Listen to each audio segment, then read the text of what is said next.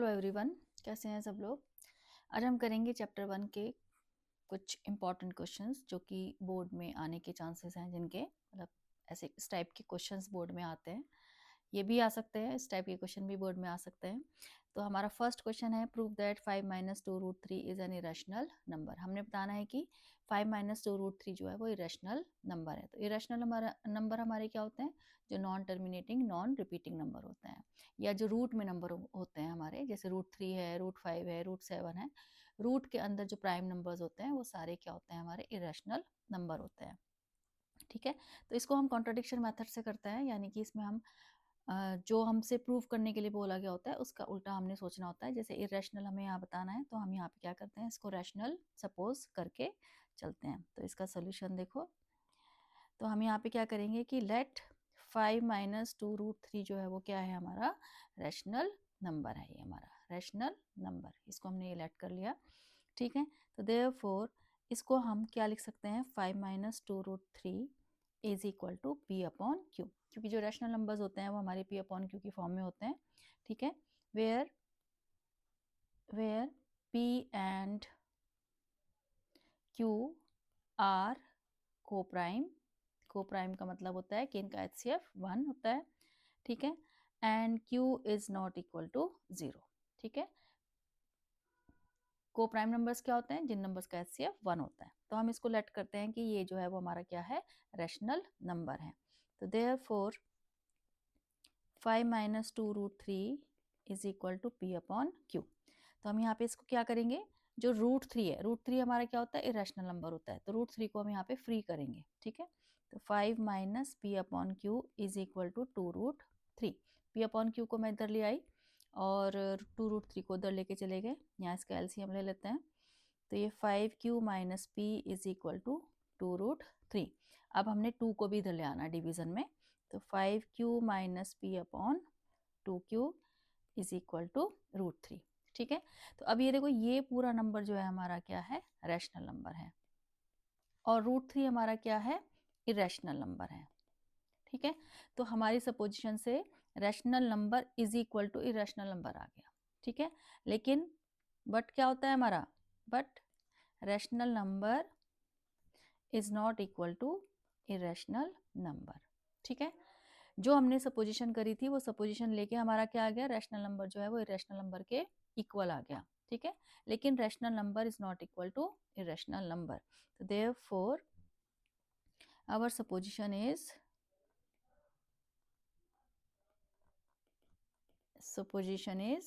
Wrong. ठीक है, तो therefore 5 - 2√3 is an irrational number. ठीक है, ये हमारा इरेशनल नंबर आ गया। ठीक है, तो ये हमारा था फर्स्ट क्वेश्चन। इस टाइप का क्वेश्चन आता है, 2 मार्क्स में भी आ जाता है ये, और 3 मार्क्स में भी आ जाता है। ठीक है, अब देखो second question, prove that √2 + √3 is an irrational number if √6 is an irrational number. इसमें इन्होंने बोला है कि अगर √6 इरेशनल नंबर है तो तुम्हें बताना है कि √2 + √3 इरेशनल नंबर होगा। तो इसमें भी हम वही लेके चलेंगे जैसे हमने फर्स्ट क्वेश्चन में किया था। इसका जो सॉल्यूशन होगा हमारा,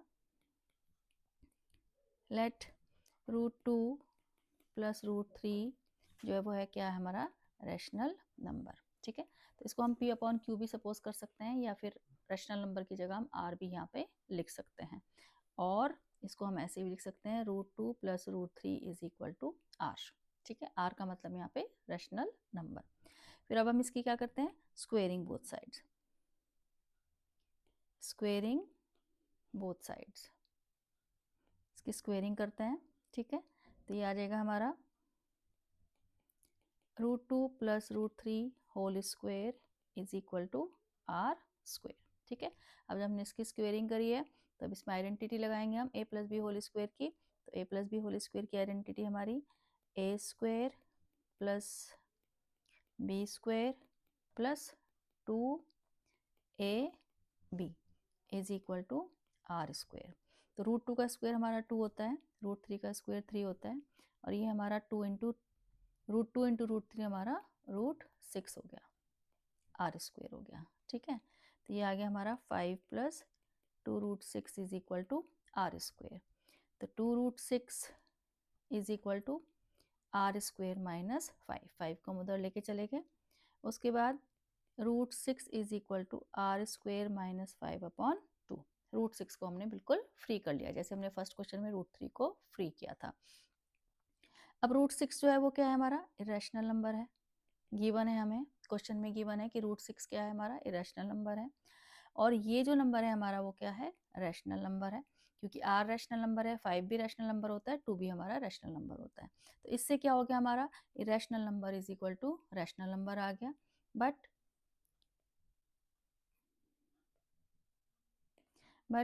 irrational number is not equal to rational number. So therefore our supposition is wrong. तो जो हमने सपोजिशन करी थी वो हमारी क्या हो गई, रॉन्ग हो गई। तो therefore √2 plus √3 is an irrational number। ठीक है, तो ये भी बहुत इंपॉर्टेंट क्वेश्चन है, पेपर में बहुत आता है। अब देखो क्वेश्चन नंबर 3, एक ऐसे क्वेश्चन भी आता है कि प्रूव करो √7 इज एन इरेशनल नंबर, या √7 की जगह √3 भी आ सकता है, √5 भी आ सकता है, √11 भी आ सकता है, सबके स्टेप्स ऑलमोस्ट सेम होते हैं। ठीक है, तो इसमें भी हम सेम यही करेंगे, इसके सॉल्यूशन में भी हम ये लिखेंगे कि लेट √7 जो है वो हमारा क्या है, रैशनल नंबर। हमने क्या लेट किया है कि √7 जो है वो हमारा क्या है, रैशनल नंबर। तो इसको हम P/Q की फॉर्म में यहाँ पे लिखेंगे, और यहाँ ये जरूर लिखेंगे वेयर P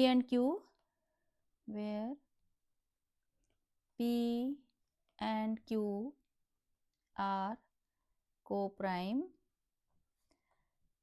कोप्राइम का मतलब कि HCF of P and Q क्या होता है, हमारा 1। कोप्राइम नंबर्स हमारे वो होते हैं जिनका HCF क्या होता है, 1।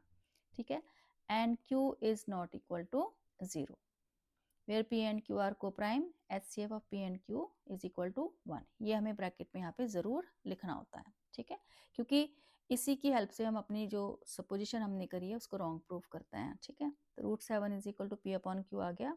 अब हम इसकी स्क्वेयरिंग बोथ साइड करेंगे, स्क्वेयरिंग बोथ साइड्स। ठीक है, तो √7 का whole square is equal to P²/Q²। ठीक है, P²/Q²। तो ये 7 √7 का जब हम स्क्वेयर करेंगे तो वो क्या हो जाएगा, हमारा 7 आ जाएगा। ठीक है, तो 7 is equal to P²/Q²। Cross multiply कर देंगे तो P² is equal to 7Q² आ जाएगा हमारा। ठीक है, अब यहाँ थोड़ी सी स्टेटमेंट लिखेंगे कि 7Q² जो है हमारा, 7Q² is a multiple of 7 भी लिख सकते हो तुम यहाँ पे, या इज डिविजिबल बाय 7 भी लिख सकते हो। ठीक है, इज डिविजिबल बाय 7, क्योंकि 7Q² है। ठीक है, तो इसलिए ये 7 से डिविजिबल होगा। अब 7Q² 7 से डिविजिबल है, तो देयरफॉर 7Q² किसके इक्वल है, P² के इक्वल है, दोनों इक्वल हैं। तो अगर 7Q² 7 से डिविजिबल होगा तो P² भी हमारा क्या होगा, 7 से डिविजिबल होगा। Therefore P² is divisible by 7। ठीक है, अब P² अगर 7 से डिविजिबल होगा तो P भी हमारा 7 से डिविजिबल होगा। P मैं डैश डैश करके लिख रही हूँ यहाँ पे, इज डिविजिबल बाय 7। ठीक है, तो यानी कि 7Q² हमारा 7 से डिविजिबल है, 7Q² जो P² के इक्वल है, ये देखो यहाँ पे इक्वल है, तो इसका मतलब P² भी 7 से डिविजिबल होगा। अब P² अगर 7 से डिविजिबल होगा तो P भी 7 से डिविजिबल होगा। तो यानी कि 7 जो है वो P का फैक्टर आ गया है, यानी कि 7 जो है वो P को क्या कर रहा है, डिवाइड कर रहा है। तो देयरफॉर हम यहाँ पे P को सपोज करेंगे 7m, where m is any integer, where m की जगह तुम कोई भी अल्फ़ाबेट यहाँ पे ले सकते हो, जैसे P और Q मैंने अल्फ़ाबेट्स लिए हैं, इसकी जगह भी तुम कोई भी अल्फ़ाबेट ले सकते हो। ठीक है, where m is any integer, ठीक है, क्योंकि हमारे पास 26 अल्फ़ाबेट्स होते हैं, तो तुम कोई भी अल्फ़ाबेट यहाँ पे ले सकते हो, ठीक। तो where m is any integer. अब हम इसकी क्या करेंगे, स्क्वेयरिंग करेंगे, स्क्वेयरिंग बोथ साइड्स। तो p square is equal to 7m का होल स्क्वेयर। मैंने यहाँ पे इसकी स्क्वेयरिंग कर दी है, स्क्वेयरिंग बोथ साइड। तो जो मैंने इसकी स्क्वेयरिंग कर दी है, p is equal to 7m की स्क्वेयरिंग कर दी है, तो ये p square is equal to 49m square आ जाएगा, ठीक है। तो अब देखो ऊपर ये जो मैं इसको फर्स्ट इक्वेशन डाल देती हूँ ऊपर, p square is equal to 7q square को, ये फर्स्ट इक्वेशन मैंने यहाँ पे डाल दी, तो ये सेकेंड इक्वेशन मैंने यहाँ पे डाल दी। तो फर्स्ट इक्वेशन से जो p स्क्वेयर की वैल्यू है वो हम यहाँ पे डाल देंगे, फ्रॉम इक्वेशन 1 p स्क्वेयर की जगह डाल रहे हैं हम 7q स्क्वेयर, तो ये आ गया हमारा 49m स्क्वेयर। तो मैंने क्या किया, फर्स्ट इक्वेशन से p स्क्वेयर की वैल्यू यहाँ पे सेकेंड इक्वेशन में डाल दी। अब 7 से 49 को कट कर देंगे हम, तो q square is equal to 7m square आ जाएगा, ठीक है। ये 7 हमारा 49 को कट कर देगा, तो q square is equal to 7m square आ जाएगा। तो देयरफॉर जो 7m स्क्वेयर है इज डिविजिबल बाय 7, ठीक है। जैसे 3 स्टेप्स हमने ये ऊपर लिखे थे यहाँ पे, बिल्कुल सेम अब यहाँ पे हम दोबारा से लिखेंगे। ये 7m स्क्वेयर जो है वो 7 से डिविजिबल है, तो therefore 7m square q square के इक्वल है, तो therefore q square is divisible by 7। तो क्योंकि 7m स्क्वेयर जो है वो q स्क्वेयर के इक्वल है, तो इसलिए q स्क्वेयर 7 से डिविजिबल होगा, और 7 डिविजिबल बाय और q इज डैश डैश लिख रही हूँ डिविजिबल बाय 7। q स्क्वेयर 7 से डिविजिबल होगा, तो q भी 7 से डिविजिबल होगा। इसका मतलब ये देखो, यहाँ पे पहले हमने p को 7 से डिविजिबल बताया, फिर हमने q को 7 से डिविजिबल बताया, तो इसका मतलब क्या हुआ कि 7 जो है वो p और q का कॉमन फैक्टर हो गया। तो देयरफॉर यहाँ लिखते हैं हम, therefore 7 is a common factor of p and q, ठीक है। 7 जो है वो हमारा p एंड q का कॉमन फैक्टर हो गया है, ठीक है। इसका मतलब क्या हुआ, तो ये जो हमारा हमने जो सपोजिशन करी थी उसको क्या कर रहा है, ये रॉन्ग प्रूफ कर रहा है, ठीक है। But p and q are coprime, ठीक है। p एंड q क्या है, हमारे को प्राइम है, ठीक है। अब therefore our supposition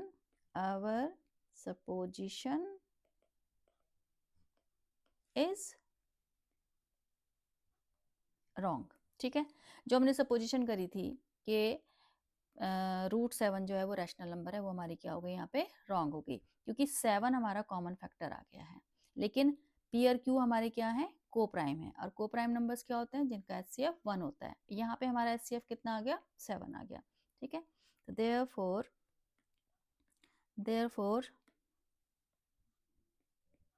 √7 is an irrational number, ठीक है। तो ये क्वेश्चन हमारा 3 मार्क्स में आता है, और ये बहुत इंपॉर्टेंट क्वेश्चन है, ठीक है। तो √7 की जगह यहाँ पे √5, √11, √17 कुछ भी आ सकता है, स्टेप्स हमारे बिल्कुल सेम रहेंगे, ठीक है। जैसे यहाँ पे हमने √7 को किया है, तो 7 कॉमन फैक्टर आ गया हमारा। अगर हम √2 को करेंगे तो 2 हमारा कॉमन फैक्टर आ जाएगा, √3 को करेंगे तो 3 कॉमन फैक्टर आ जाएगा, और हमारी सपोजिशन क्या हो जाएगी, रॉन्ग हो जाएगी, ठीक है। तो ये तो था हमारा क्वेश्चन नंबर 3। अब है क्वेश्चन नंबर हमारा 4, show that 12 can not and with the digit 0, ठीक है। तो यहाँ पे 0 and 5 for any natural number, तो इसमें जैसे मैंने 12n लिखा है, इसमें कोई भी नंबर आ सकता है, 4n, 6n, ठीक है। तो जैसे स्टेप्स हम इसमें लिखेंगे वैसे स्टेप्स उनमें भी लिखेंगे। तो ये भी बहुत इंपॉर्टेंट क्वेश्चन है जो मैं यहाँ पे क्वेश्चंस कर रही हूँ, ये काफ़ी इंपॉर्टेंट क्वेश्चन है। इसी से मिलते जुलते क्वेश्चंस हमारे चैप्टर 1 के मोस्टली पेपर में आते हैं।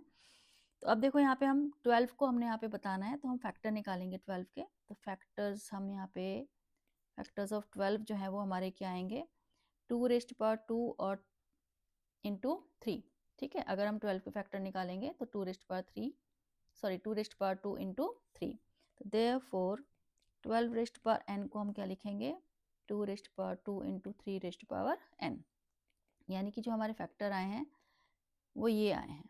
ठीक है, अब देखो इसमें कुछ नहीं लिखना होता है। अगर किसी भी डिजिट का, किसी भी नंबर का एंड 0 डिजिट से होता है तो उसके फैक्टर में 5 आना बहुत ज़रूरी होता है। ठीक है, क्योंकि देखो जैसे हमारा 10 है तो इसके फैक्टर बनाएंगे हम 2 इंटू 5। 20 है तो इसके फैक्टर क्या बनाएंगे हम 4 इंटू 5। ठीक है, तो इनके फैक्टर्स में हमारा 5 जरूर आता है और 2 भी हमारा जरूर आता है। ठीक है, अगर किसी भी नंबर का एंड 0 डिजिट से होता है। तो अब यहाँ पे 12 के फैक्टर में हमारा 2 तो आ रहा है लेकिन 5 नहीं आ रहा है। ठीक है, तो इसके फैक्टर में 5 नहीं आ रहा है, तो हम थोड़ी सी लैंग्वेज लिखेंगे यहाँ पे। तो 5, therefore 5 does not occur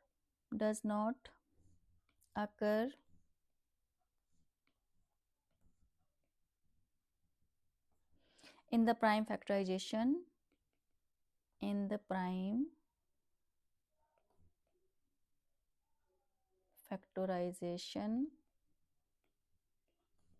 of 12। ठीक है, 5 does not occur in the prime factorization of 12। ठीक है, अब देखो हमने एक थ्योरम पढ़ी है, फंडामेंटल थ्योरम ऑफ अरिथमेटिक। ठीक है, तो फंडामेंटल थ्योरम ऑफ अरिथमेटिक क्या बोलती है कि कोई भी कंपोजिट नंबर, जो भी कंपोजिट नंबर होता है उसकी एक यूनिक प्राइम फैक्टराइजेशन होती है। मतलब कि 12 की फैक्टराइजेशन अगर 2⁻2 इंटू 3 है तो वही हमेशा रहेगी, कभी इसकी फैक्टराइजेशन चेंज नहीं होगी। ठीक है, तो यहाँ पे हम वही लिखेंगे, by uniqueness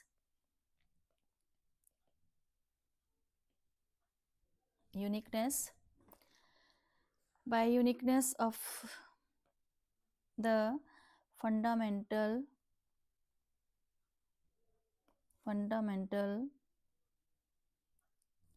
theorem of arithmetic, every composite number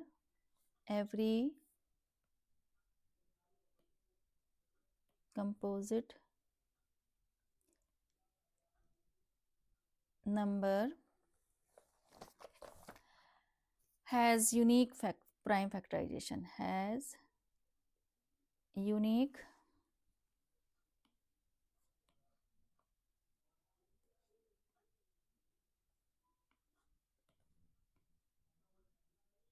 number has unique prime factorization। ठीक है, according to fundamental theorem of unique arithmetic, every composite number has unique prime factorization. ठीक है, तो हमें ये जरूर लिखना होता है इसमें, जब भी ये क्वेश्चन आता है, जैसे मोस्टली बच्चे नहीं लिखते हैं ये फंडामेंटल थ्योरम ऑफ अरिथमेटिक के बारे में, वो सिर्फ ये लिख देते हैं कि यहाँ पे 5 नहीं आ रहा है तो देयरफॉर इसका एंड 0 डिजिट से या 5 से नहीं होगा। लेकिन ये जरूर लिखना होता है, तभी हमें पूरे 2 नंबर मिलते हैं, अदरवाइज एक ही नंबर हमें यहाँ पे मिलता है। ठीक है, तो therefore 12⁻n cannot end with the digit and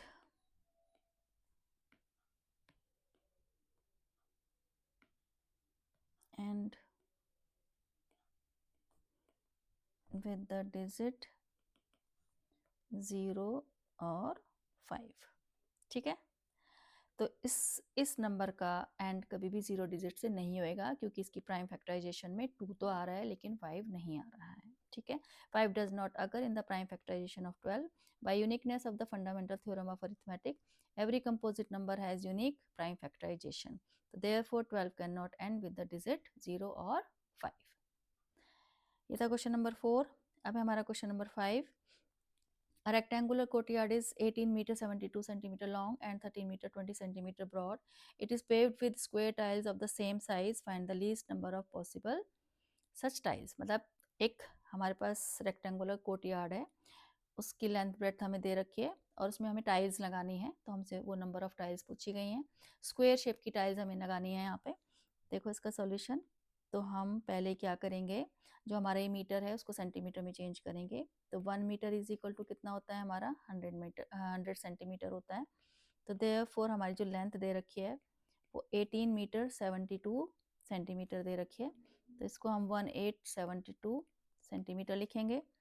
breath कितनी दे रखी है हमें 13 मीटर यानी कि 13 मीटर 20 सेंटीमीटर दे रखी है, तो इसको हम 1320 सेंटीमीटर लिखेंगे। ठीक है, तो हम यहाँ पे टाइल का साइज निकालने के लिए एचसीएफ निकालेंगे, यानी कि एक ऐसा नंबर निकालेंगे जो लेंथ और ब्रेथ को इक्वली मतलब एग्जैक्टली डिवाइड कर सके। ठीक है, ताकि हमें कोई भी टाइल काट के ना लगानी पड़े, पूरी पूरी टाइल्स हमारी कोर्टयार्ड में लग जाएं। ठीक है, तो इसके लिए हम इसके फैक्टर्स बनाएंगे। ठीक है, इसके फैक्टर्स मैंने यहाँ बना के रखे हुए हैं। ये फैक्टर बनेंगे 2⁴ और 3⁴ इंटू 13 और 1320 के फैक्टर्स बनाएंगे। ये भी मैंने यहाँ बनाए हैं 2⁵, 3 इंटू 5 इंटू 11। ठीक है, यानी कि जो हमारा एचसीएफ आएगा यहाँ पे वो क्या होगा, हमारा साइज ऑफ टाइल होगा। टाइल किस साइज की टाइल हम यहाँ पे लगाएंगे। तो एचसीएफ क्या होता है हमारा कॉमन फैक्टर्स की लोएस्ट पावर। ठीक है, तो कॉमन फैक्टर हमारे यहाँ पे 2 और 3 है, तो 2 की लोएस्ट पावर यहाँ पे कितनी है हमारी 2 की लोएस्ट पावर है 3 और 3 की लोएस्ट पावर है 1, यानी कि हमारा जो एचसीएफ आ गया वो 24 आ गया, 24 सेंटीमीटर आ गया। ठीक है, यानी कि साइज का जो टाइल हम यूज करेंगे उसमें अपने कोर्टयार्ड में उसका साइज आ गया है। ठीक है, तो अब उसके बाद नंबर ऑफ टाइल्स हमने यहाँ पे निकालना है, तो नंबर ऑफ टाइल्स हम यहाँ पे निकालेंगे। तो उसमें क्या होगा, क्योंकि जब हम टाइल लगाते हैं तो एरिया कवर होता है हमारा फ्लोर पे जब हम टाइल लगाते हैं। ठीक है, तो एरिया ऑफ फ्लोर जहाँ पे हम लगा रहे हैं divided by area of 1 tile. ठीक है, अब टाइल जो है वो हमारी स्क्वायर शेप में है और जो हमारा रेक्टेंगुलर कोर्टयार्ड है वो रेक्टेंगल शेप में है, तो रेक्टेंगल का एरिया कितना होता है L/B और ये हो गया हमारा साइड स्क्वायर। ठीक है, क्योंकि हमारा स्क्वायर शेप में टाइल आ गई। अब लेंथ इंटू ब्रेथ, लेंथ कितनी है हमारी 1872 और ब्रेथ कितनी है 1320। टाइल का साइज है हमारा 24 इंटू 24। ठीक है, तो 24 से हम 1320 को कट करेंगे, मैंने कट किया हुआ है, ये 55 आएगा यहाँ पे और इसको कट करेंगे तो ये 78 आएगा। बाकी कैलकुलेशन तुम लोग कर लेना यहाँ पे 55 और जो टाइल्स आएंगी हमारी वो आएंगी 4920। ठीक है, तो यहाँ पे जो टाइल का साइज निकलेगा वो होगा एचसीएफ ऑफ रेक्टेंगुलर कोर्टयार्ड, यानी कि लेंथ और ब्रेथ का एचसीएफ निकालना है। एचसीएफ हमारा वो नंबर होता है जो अपने नंबर्स को एग्जैक्टली डिवाइड करता है। ठीक है, यानी कि अगर हम इस साइज की टाइल लगाएंगे तो हमें कोई भी टाइल फ्लोर पे काट के नहीं लगानी पड़ेगी, सब पूरी पूरी टाइल्स लग जाएंगी। ठीक है, अब है हमारा question number 6, find the largest number which divides 615 and 963 leaving remainder 6 in each case. ठीक है, तो जब हमें पूछा जाता है कि हमें एक ऐसा नंबर निकालो जो इनको डिवाइड करे, तो ऐसे केस में हम एचसीएफ निकालते हैं हमेशा। ठीक है, और जब हम एचसीएफ निकालते हैं तो जो हमें रिमाइंडर यहाँ पे दिया होता है तो पहले हम रिमाइंडर को माइनस करते हैं। ठीक है, तो पहले हम अपने दोनों नंबर्स में से रिमाइंडर को माइनस करेंगे और माइनस करने के बाद जो हमारा नंबर्स आएंगे उनका हम निकालेंगे एचसीएफ। ठीक है, ये हमारे नंबर्स आ गए। तो हमें एक ऐसा नंबर निकालना है जो इनको एग्जैक्टली डिवाइड करे और डिवाइड करने वाले नंबर को बोलते हैं हम एचसीएफ। तो मैंने यहाँ पे फैक्टर्स बना के रखे हैं इनके 609 के फैक्टर हैं हमारे 3 इंटू 7 इंटू 29 और 957 के फैक्टर्स हैं हमारे 3 इंटू 11 इंटू 29। तो देयरफॉर जो हमारा एचसीएफ आएगा वो आएगा, कॉमन फैक्टर हमारा 3 है और 29 है, तो 87 आ गया। ठीक है, तो यानी कि 87 एक ऐसा नंबर है जो इन दोनों नंबर्स को डिवाइड करेगा 615 और 963 को, और रिमाइंडर क्या बचेगा 6 बचेगा। ठीक है, तो एचसीएफ वाले केस में हम जो रिमाइंडर हमें दिया होता है पहले अपने नंबर्स में से रिमाइंडर माइनस करते हैं, उसके बाद उन नंबर्स का एचसीएफ निकालते हैं। ठीक है, ये था क्वेश्चन नंबर 6। अब देखो क्वेश्चन नंबर 7, यहाँ पे पूछा है on a morning walk 3 person step off together and their steps measure 40, 42 and 45 centimetres. What is the minimum distance each should walk so that each can cover the same distance and complete steps. ठीक है, तो यहाँ पे 3 लोग हैं और तीनों लोग के जो स्टेप्स वो कर रहे हैं, वॉक कर रहे हैं, तो स्टेप्स की लेंथ दे रखी है 40 सेंटीमीटर, 42 सेंटीमीटर और 45 सेंटीमीटर. तो तुमसे पूछा गया है कि उनको कितनी डिस्टेंस कवर करनी चाहिए कि उनके नंबर ऑफ स्टेप्स जो है वो बिल्कुल एग्जैक्ट आए. ठीक है, और सेम मतलब डिस्टेंस भी तीनों की सेम कवर होनी चाहिए. ठीक है, जैसे अगर 2 किलोमीटर चला है तो तीनों 2 किलोमीटर चलेंगे और उनके नंबर ऑफ स्टेप्स जो है वो बिल्कुल एग्जैक्ट होनी चाहिए, कोई भी स्टेप हाफ नहीं होना चाहिए. ठीक है, तो यानी कि हमें एक ऐसा नंबर निकालना है जो 40, 42 और 45 से एग्जैक्टली डिवाइड हो सके.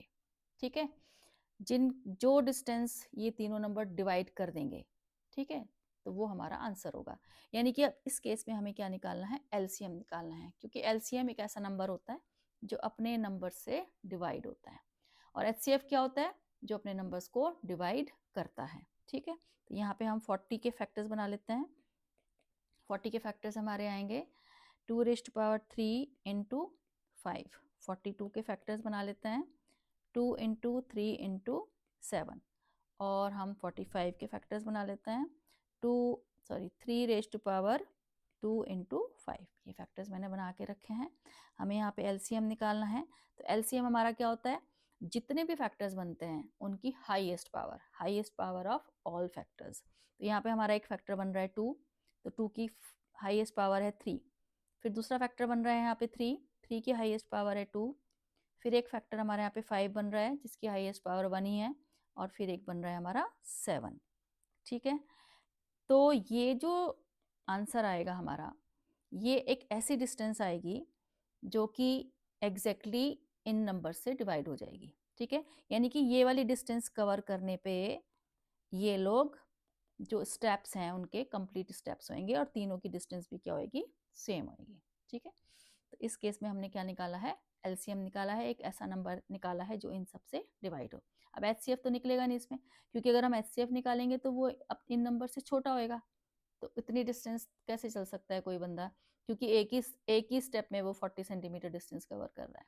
ठीक है, तो इस केस में हम निकालेंगे एलसीएम. अब है question number 8. The HCF of two numbers is 16 and their product is 3072. Find their LCM. ठीक है, तो ये हमारा MCQs में भी आ जाता है, 2 नंबर में भी आ जाता है. तो इसमें एक हमारा एक फॉर्मूला होता है HCF into LCM is equal to product of two numbers. तो ये की रिलेशन तुम्हें याद रखना है, HCF into LCM is equal to product of 2 numbers. ठीक है, इससे रिलेटेड क्वेश्चन MCQs में भी आ सकता है और 2 मार्क्स में भी आ सकता है. तो अब हमें HCF कितना दिया है, 16 दिया है. LCM हमने निकालना है और प्रोडक्ट ऑफ 2 नंबर्स हमें कितना दिया है, 3072. तो देयरफॉर यहाँ से LCM कितना आ जाएगा हमारा, 3072 डिवाइडेड बाय 16. और जब हम इसको डिवाइड करेंगे तो हमारा आंसर आएगा यहाँ पे 192. ठीक है, जो HCF होता है वो क्या होता है, वो अपने LCM को भी डिवाइड करता है और अपने नंबर्स को भी डिवाइड करता है. ये था क्वेश्चन नंबर 8. उसके बाद क्वेश्चन नंबर 9 है हमारा. इसमें यहाँ पे नंबर्स दिए हैं, A दिया है हमें 2⁻³ इंटू 3, B की फैक्टर्स दिए हैं 2, 3, 5, C के फैक्टर्स दिए हैं 3⁻n इंटू 5 और LCM हमें दिया है इसमें. अब इसमें हमें LCM दिया है 2⁻³ 3⁻² और 5. तो LCM क्या होता है हमारा, highest power of all factors. जितने भी हमारे फैक्टर्स बनते हैं उनकी हाईएस्ट पावर लेते हैं. तो हमसे यहाँ पे n की वैल्यू पूछी है इन्होंने कि n क्या होना चाहिए. अब देखो हमारे LCM में 3 जो आ रहा है, क्योंकि 3 की पावर n दिया हुआ है इन्होंने, है ना, यहाँ पे 3 की पावर n दिया है, तो 3 जो हमारा LCM में आ रहा है उसकी पावर है 2. ठीक है, अब देखो B में 3 एक बार है, ठीक, और A में भी 3 हमारा एक ही बार है. तो यहाँ पे C में 3 कितनी बार होना चाहिए, ताकि उसकी हम हाईएस्ट पावर ले रहे हैं ना, तो 2 पावर हम ले रहे हैं, तो यहाँ पे C में जो 3 की पावर n है वो कितनी होनी चाहिए, 2 होनी चाहिए, क्योंकि जब यहाँ पे 2 होगी तभी हम यहाँ LCM में 3 की पावर 2 ले रहे हैं. ठीक है, क्योंकि हाईएस्ट पावर होती है ऑल द फैक्टर्स की। तो देयरफॉर यहाँ पे n की वैल्यू कितनी आएगी, 2 आएगी। ठीक है, तो यानी कि बी ऑप्शन हमारे यहाँ पे होएगा। ठीक है, तो फैक्टर्स में चेक करना है, और 3 हमारा फर्स्ट फैक्टर में एक बार है, सेकंड में भी एक बार है, और सी में जो है वो 3 की पावर n दे रखा है, और एलसीएम में हमें यहाँ पे 3 की पावर 2 दे रखा है, तो इसलिए हमारा n क्या होगा, 2 होगा। ठीक है, अब है हमारा question number 10, if p and q are coprime numbers then p square and q square are. ठीक है, तो जैसे कि मैंने बताया था कि को प्राइम नंबर क्या होता है, जिनका HCF क्या होता है, 1 होता है। ठीक है, तो अगर p और q को प्राइम है, यानी कि जैसे मैंने p को ले लिया 2 और यहाँ पे q को ले लिया मैंने 7।